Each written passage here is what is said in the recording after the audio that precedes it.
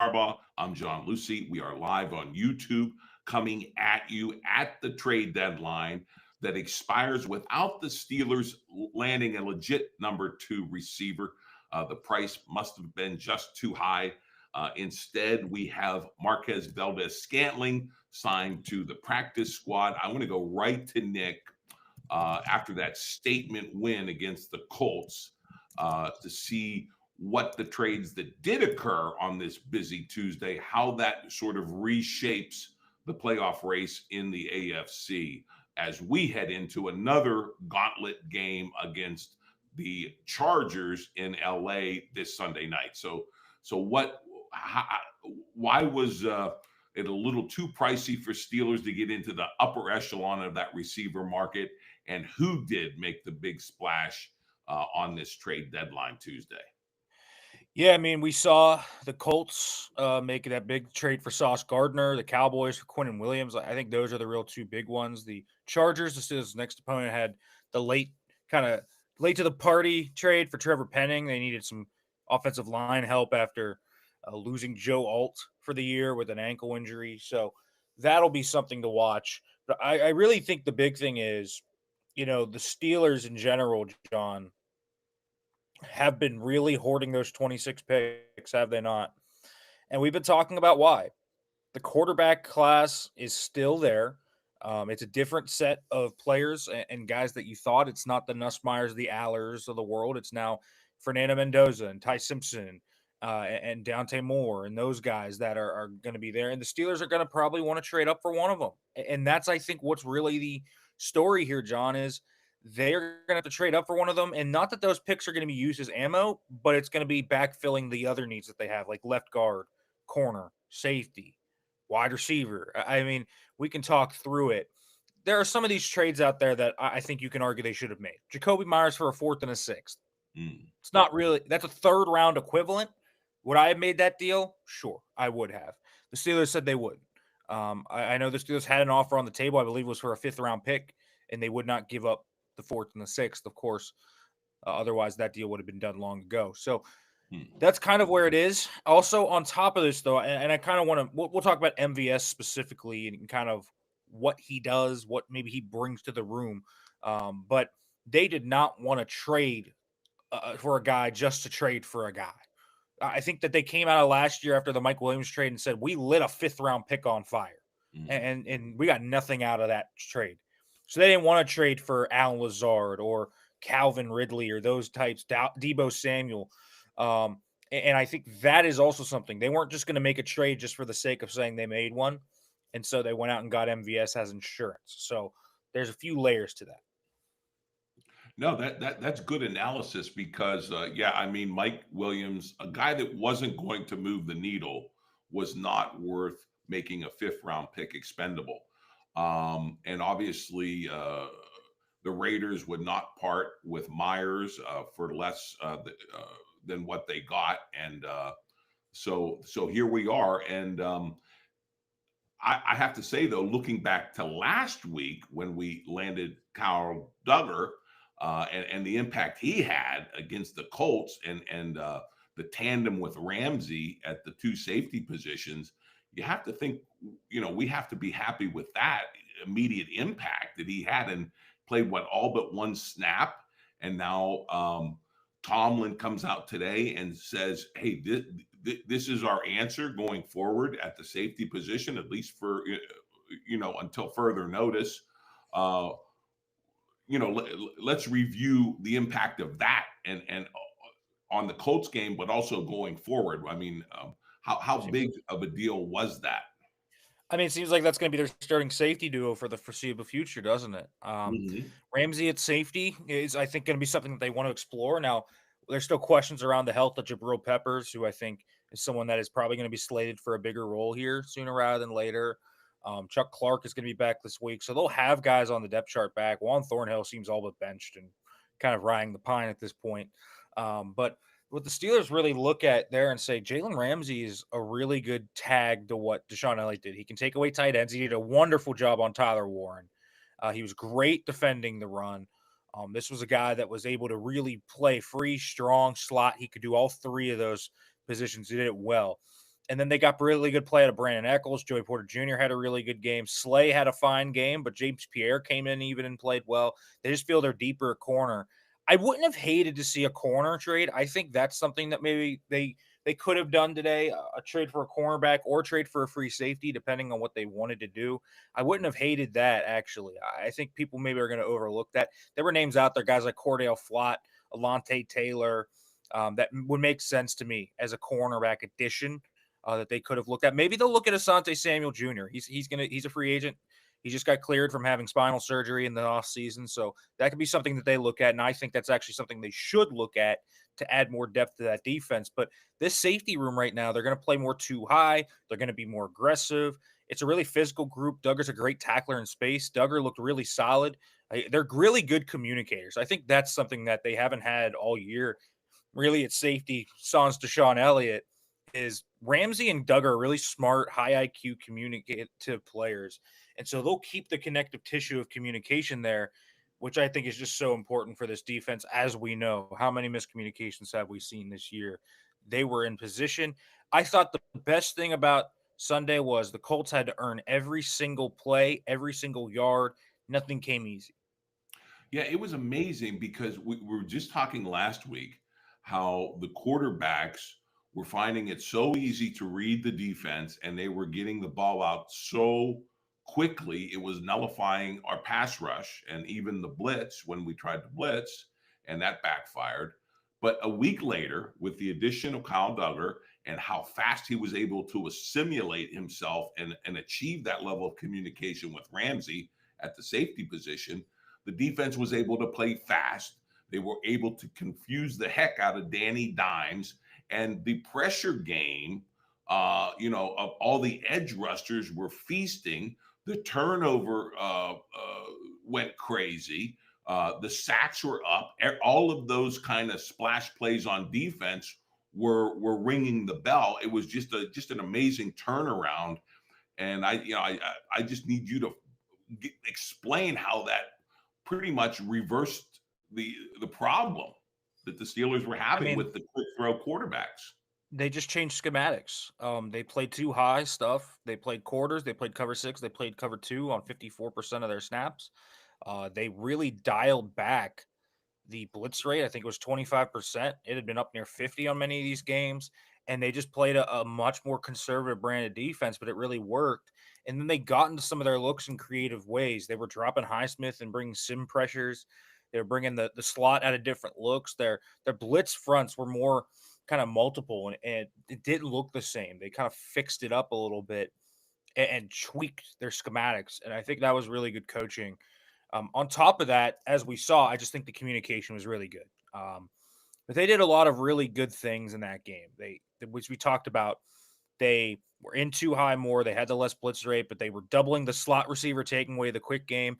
They were they were kind of cheating over into quick game windows more and forcing Daniel Jones to hold on to the ball, expecting that Watt, Highsmith, Herbig, Cam, Harmon, Benton could all get home, and they did. And the Steelers' defensive front is, in my opinion, maybe the best part of this entire team.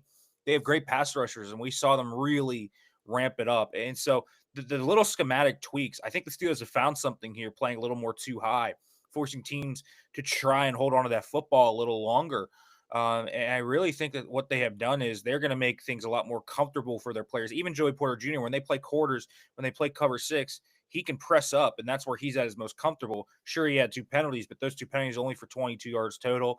I think he had a really good game. I thought he looked great in coverage on guys like Michael Pittman, Alec Pierce. I thought that was a really good battle.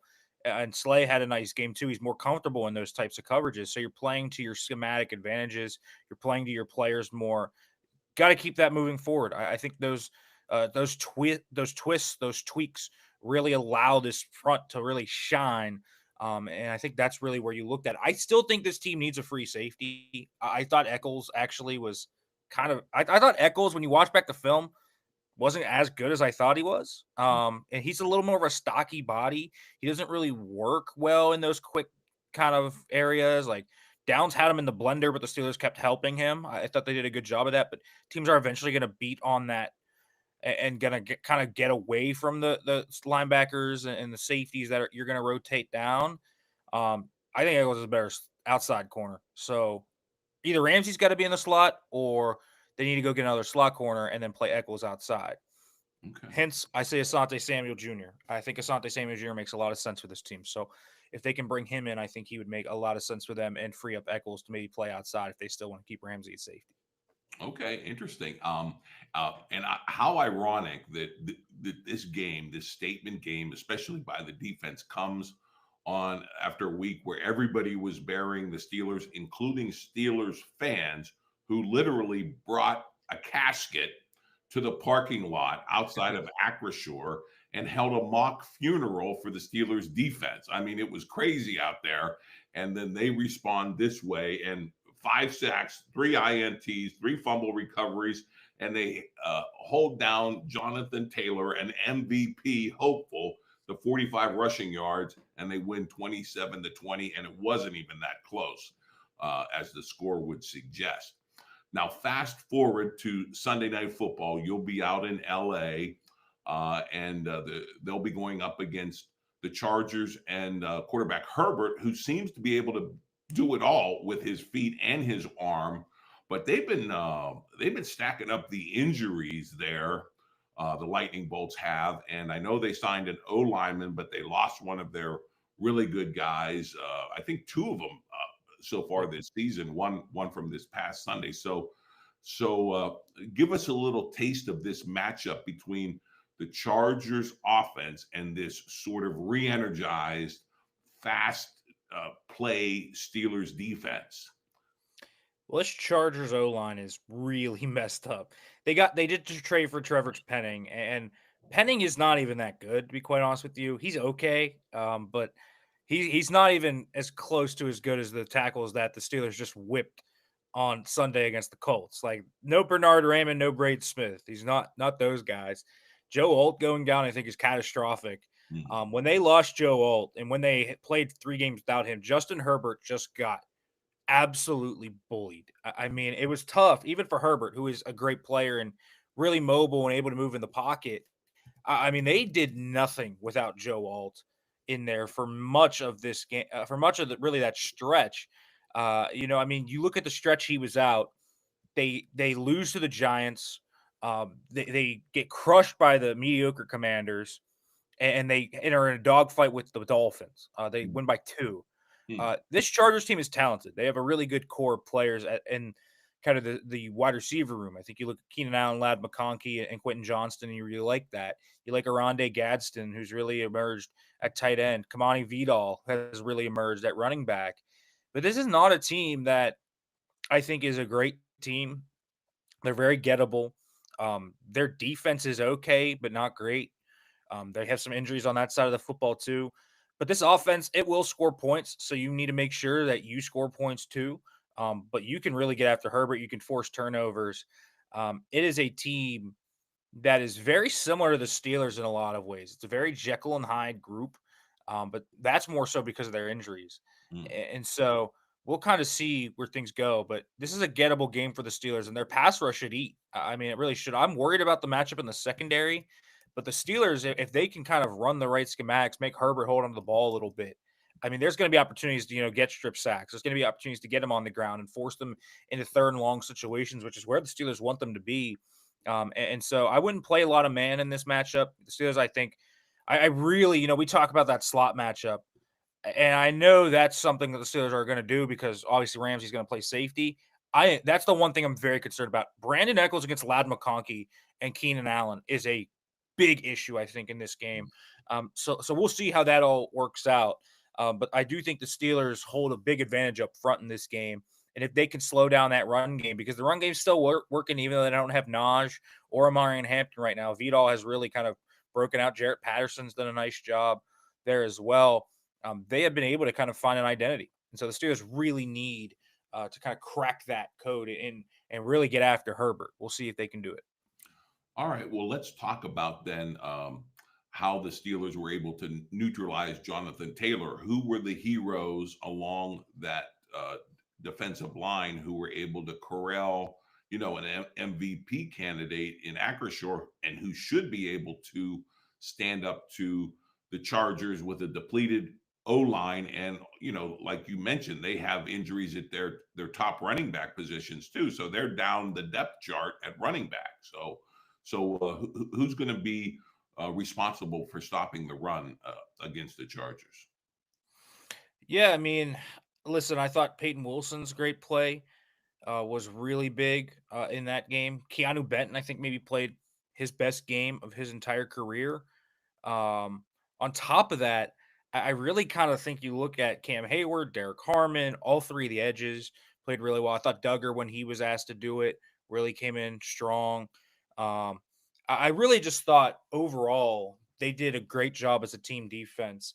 And when you look at that, it's not just one guy. It's all 11, and there was no one out of fit. There was no one that was pushing to make a big play. You saw them kind of pushing to each other. Actually, you saw plays where Cam would penetrate and then Benton would come backside. You would see really good plays overall that I just thought really stuck out. And so the Steelers' team defense stood out in both the pass coverage and in the team run. And that's how they did. And they did from two high shells. If you know anything about football, when you're in cover one and cover three, you roll down the extra safety, you have numbers advantage in the box, right? Well, when you're too high, you don't have that numbers advantage. It puts all the pressure on your front. The reason they were so great was because they were really good up front. And I thought that the secondary did a nice job when they needed to, but it was more so about the D line and the linebackers. Right. And I'm still just trying to put my finger on what the catalyst was for all this, because we were bemoaning the coaching last week. We It got revealed by Aaron Rodgers that there was a stirring speech by Jalen Ramsey where he extolled the defense to play with an edge. There were comments after the game that uh, the Steelers were playing faster. They simplified things. So if you had to put your finger on what the catalyst was for playing this well as a team, an orchestrated team, and feeding off each other, and like you said, one guy finishing the other guy's takedown and tackles and stuff. What what it would just seem like such a stark turnaround. What was the catalyst, do you think, for that? I just think it was communication. I think that's Mhm. a big thing. Tackling in space, I mean, that's a variable thing.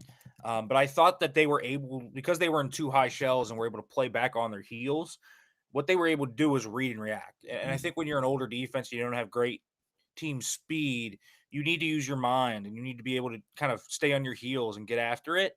Um, that in particular, I thought was a real big thing. It allowed Ramsey, it allowed Duggar, it allowed Slay, guys that don't have elite Mhm. speed.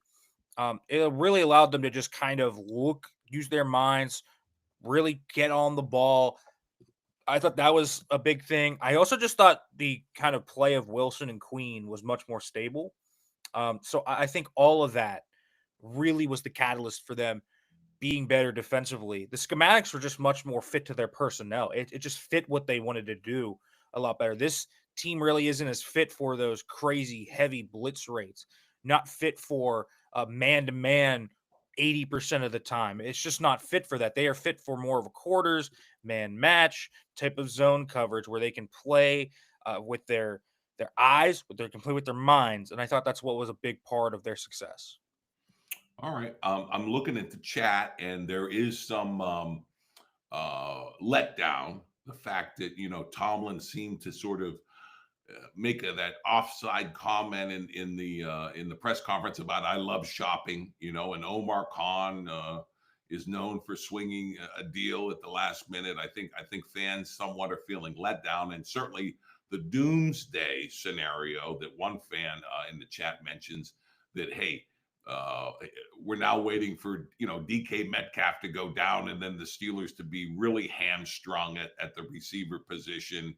So um, why did Tomlin kind of whet our appetite saying he likes to go shopping, and then he comes up with nothing on his shopping list at the end of the day? I mean, Tomlin's not the one that makes the trades. Yeah, It's well, Omar. He talks with Omar about who he maybe wants and the price, but Omar's the one that negotiates that. I mean, that's Mike's not on the phone talking to Howie Roseman, for example. Like that doesn't happen. It's Omar doing all that.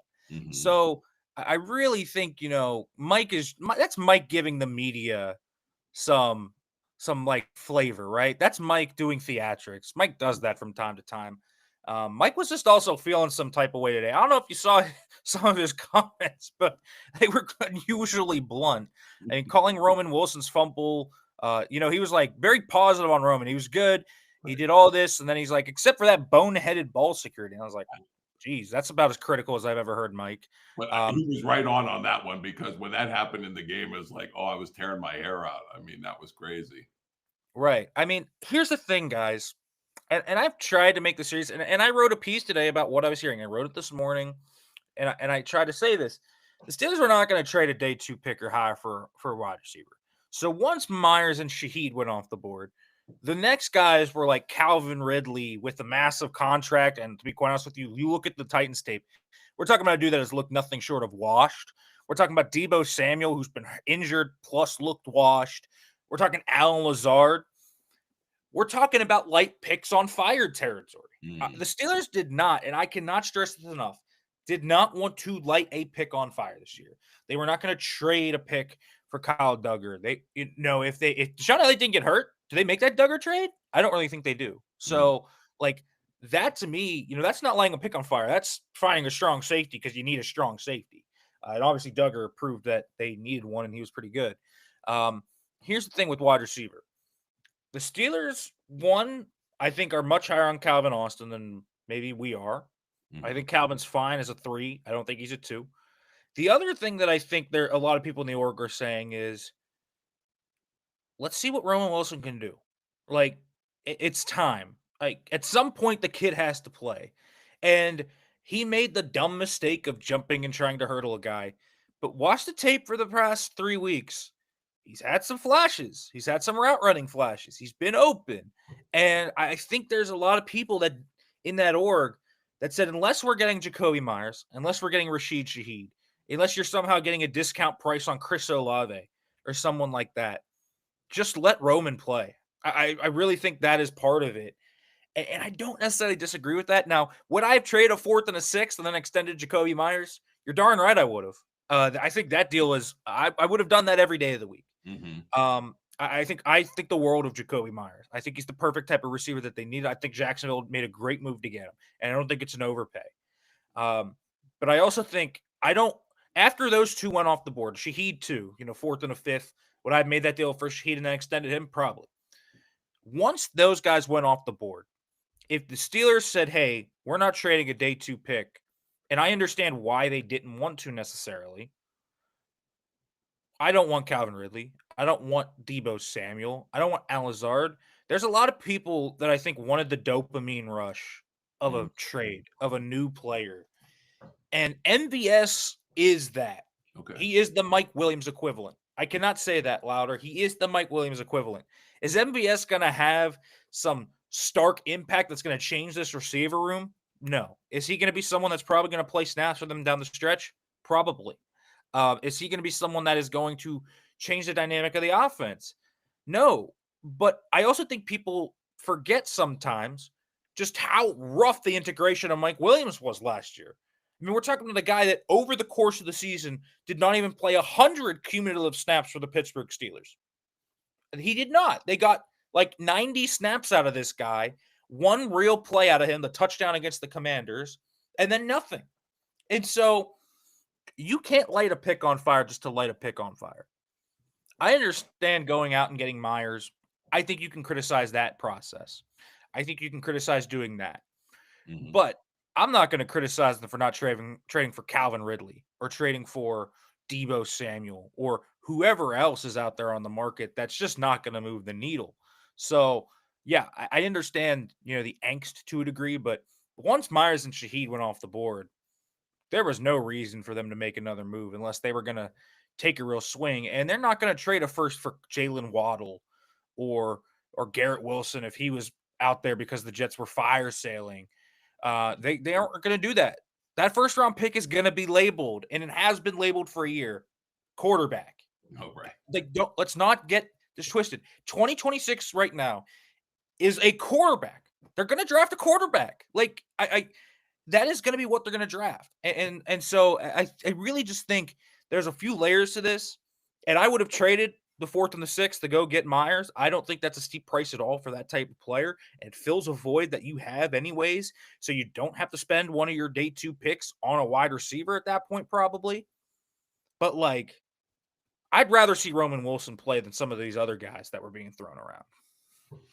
No, I have to agree with you. And, to put this in Pittsburgh parlance, I mean, they couldn't get Jacoby Myers on coupon at Giant Eagle. So at least they didn't go dumpster diving for some guys and waste, later round picks and light those on fire. So, we are where we are. And if DK Metcalf goes down, They're in trouble. they're in trouble. That's where I we mean, are. that's the simple reality of it. If DK goes down, it's going to be the same way the offense looked when George Pickens went down last year. Mhm. It's the simple reality of it. And listen, the Steelers, I think, screw up a lot of the process. And I think you can criticize many things.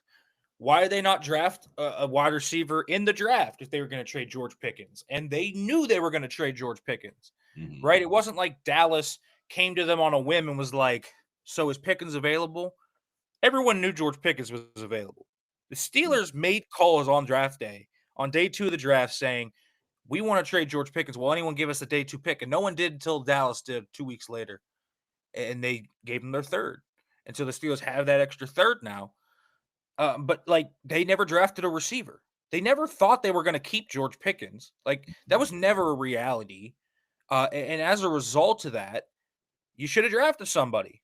There's a few guys out there right now that were available with their fourth round pick. Jack Sawyer's played well this year. Don't get me wrong, but so has Torrey Horton. So has Alec Ayamanor. Like, there's a lot of guys that would be fitting right in there right now that you would make a lot of sense for. And I think that's a process that doesn't make a lot of sense. Um, why didn't you trade him before the draft, right? Why didn't you try and trade George Pickens before the draft? Why did it ramp up closer to draft time? Because that's how it happened. Mm. Weird process, right? Um, but I think I think you don't want to just trade for anybody. Trading a fourth and a sixth for Jacoby Myers and then trying to extend him, perfectly good move to me. I think that deserves criticism. If the Steelers were not willing to go up to that price, fine. I think that is worthy of criticism, but not just a trade for anybody. Mhm. Roman Wilson has had some real flashes here over the last 3 games. I'd rather see him than a lot of those guys. Not Jacoby Myers, though. That's the one that irks me, John. Jacoby Myers is the one that irks me. Right, and you definitely are on record with that. And I'm looking at the chat, and we have jumped the shark. We're now talking about the 2026 draft class, whether it stinks or it is good. And I have to give a reality check. We have a division leading football team in Pittsburgh, and we're at the midway point of the 2025 season. And I'd Oh, like to talk about our current quarterback, Aaron Rodgers, yep. and how he is putting together a really, really, really solid season. And when we last saw him on Sunday, he was feeding the big guy, Mount Washington. Washington was eating up a lot of passes and seemed to be eating up some chunk yardage. He missed on a touchdown on the one play where they seemed to like just manhandle him, 2 guys. But what is the state of the evolution of Rodgers and this offense as it exists right now? Yeah, I mean, listen, I don't think they played that well against the Colts, and I think since this is pre-Sauce trade, their corners, yeah, their corners certainly exist. I'm not a big fan of their corner room pre-Sauce. Um, I think the Steelers should have looked a lot better. They actually left points out on the football field in a lot of ways. On the Those are muffed punt, they drops. didn't get anything. Should have been worse. They would have had more points if Roman didn't fumble. I thought there was a lot of sloppiness. They didn't run the ball very well. Even when they got into their jumbo package, the Colts responded in nickel and kind of beat them. Hmm. There were positives though. I mean, Darnell had a great game. Muth continues, I think, his integration with Rodgers and is continuing to kind of break out more and more. I think that's positive. Troy Faltano, Mason McCormick, Zach Frazier, those 3 looking great. I thought this was a step back for Broderick. I don't think he had a great game. Latu kind of got him more than a few times. It didn't show up as much though. I think Rodgers, the one complaint I have about Aaron right now, I think he holds on to the ball a little too long sometimes. I don't love his pocket management. I think, really since that disaster game in week one when he just got pummeled, because Rodgers was getting beat, a lot of these sacks have been on him, actually. Mm, So I think the O line's going in the right direction. I also think the run game is going to get back on track. They have done a really nice job for weeks now. And so I think they're kind of figuring out some different things schematically. They're starting to pull guys, they're starting to run more gap stuff. I think that's going to be a great switch up for them and start to unlock it. This is a really good game actually this week where I think they might have a chance to get after the Chargers a little bit in the run game. So we'll see where this offense goes. Rodgers has done fine. I think he's played well. I would like to see some of the other players step up. I think Metcalf has had kind of two straight games. I don't think mm, he's played super well the last 2 weeks. I'm not surprised by that. DK's always been a bit of a roller coaster player, and he was really good the first 6 weeks. So I'm not surprised to see it, but I'd like to see him play a little bit better. Kenny Gainwell has had a few rough streaks. For example, on that slant route, just go upfield, you get the first down. He had a mm. fumble the week previous too. Gainwell's a fine player, but I think he can play a little better. John, you got to make some of these catches, man. Right, So right. there needs to be some players I think that step up. Calvin, I think, had a fine game this week, but the previous week it struggled. Like we're just seeing a little bit more of the playmakers kind of be a little more variable. I think that needs to step up a little bit. And Arthur Smith, I think, script wise, just needs to kind of level things out. But the offense, I actually had a decent amount of complaints about the offense in that game. But I think that they have a high floor, which I think is really important to kind of looking for this. So let's see where things go. But I really, this is an interesting matchup for them against the Chargers in particular, because I think it's a gettable defense, and I think that they're going to be able to actually move the ball. And I want to see them finish it. I don't want to see three and outs. The Steelers, that's kind of the one thing about this offense right now is the three and outs have increased over the weeks. I think Mm. they have the fourth most three and outs in the league right now. That's not great. The Chargers have the least amount of three and outs, so they keep you on the field for a long time. And when they don't get points, generally it's because of turnover. They're aggressive on fourth down, something like that. But let's see where things go. Yeah, I mean, it almost set the tone on that first series where we had that. I forget the exact play that we had ready to go to move the sticks, and the guy dropped it. You know what I mean? That kind of signaled Right. the futility on that. And as Mr. Robo in the comments says, all the pass catchers should be getting on the jugs machine, because there were a number of drops across the board between the tight ends and the receivers in that game. But I kind of like some of the balls that Rogers is throwing. I mean, he's zipping it in there in in some of these cases. The one he zipped into Mount Washington came so fast he wasn't even ready for it. I mean, that Yeah. thing was unbelievable. So I mean, it was right on him. Still got his arm, man. And Yeah, the mobility isn't there as you saw when he tried to run it in. He was like, "Should I? Should I?" Yeah, he had tried. he I don't should want not Aaron take taking us those crazy. hits. Yeah, you don't want Aaron taking those hits. No. What I have liked about Aaron, sometimes is I think with Aaron is when he makes those really high level throws, sometimes he starts feeling himself and that gets him into a little trouble. I think he got in trouble in Cincy with the two picks where he made some insane throws in that game. And then he started to kind of feel himself a little too much and put it in harm's way. But when he's your point guard, when he's your manager, when he's kind of able to get that going, I think that's when he's at his best, man.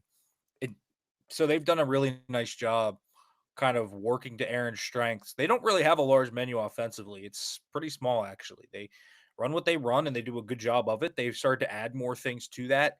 I think getting Washington more involved in the passing game is really important. I think he's a dynamic player. I don't really see the need to play John more. I like Muth and Washington. I think they're good. And I've really liked the continued usage of Roman Wilson. I do think he is someone that has shown flashes and I think can get better. The comp that I could use kind of remember when Martavis came in late in that one season and really started to get going late in the second half. The best trade acquisition the Steelers can get right now is Roman Wilson continuing to get better and continuing to pop out. And there are some real flashes on tape where he's not getting football and he's making high level routes. He's getting open. He's probably their best pure route runner right now in terms of the X spot, I think. And so let's see where things go. He's actually shown some well-roundedness to his game. I'm interested to see if Roman can continue it. Shrug off that bad play, that fumble. That's a different story, but he can be somebody I think that legitimately is a real piece to this offense if he continues to go where he needs to. All right, there you have it, Steeler fans. The stage is set for perhaps Roman Wilson to emerge in the second half of this season.